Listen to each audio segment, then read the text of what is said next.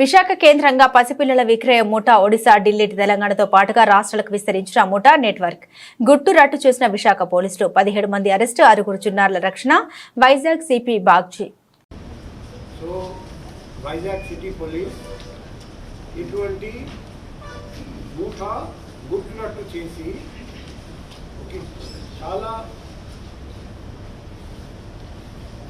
చాలా పెద్ద ర్యాకెట్ అది అన్రెవెల్ చేయడం జరిగింది.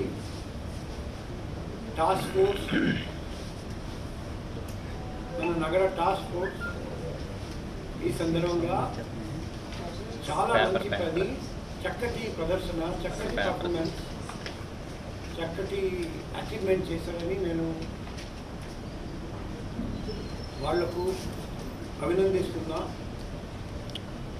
కానీ ఇంకా లోతు వరకు వెళ్ళాలి, ఇంకా చాలామంది పసిపిల్లల్ని రెస్క్యూ చేయాలి, ఇంకా చాలామంది ముద్దాయిలను అరెస్ట్ చేయాలి, ఇంకా చాలా రాష్ట్రానికి వెళ్ళాలి. సో మన పని కంటిన్యూ అవుతుంది. ఇది ఎంతవరకు ప్రోగ్రెస్ జరిగింది తెలియజేయడానికి ఈరోజు మనం కలుస్తున్నాము. ఫర్దర్ ప్రోగ్రెస్ జరిగిన తర్వాత ఫర్దర్ మీకు తెలియజేస్తాం.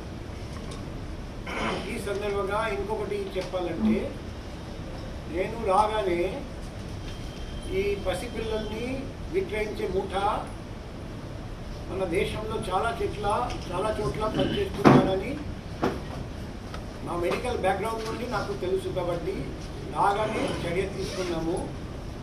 మన జిల్లా కలెక్టర్ గారికి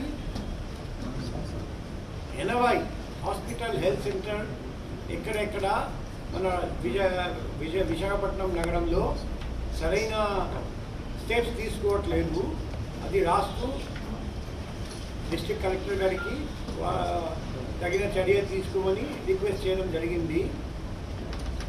యాజ్ అడిషనల్ డిస్ట్రిక్ట్ మ్యాజిస్ట్రేట్ మేము కూడా అన్ని హాస్పిటల్స్, హెల్త్ సెంటర్స్కి 1 by 1 నోటీస్ పంపిస్తున్నాం. ఎందుకంటే పసిపిల్లల్ని అపహరించకుండా చూడడం అంటే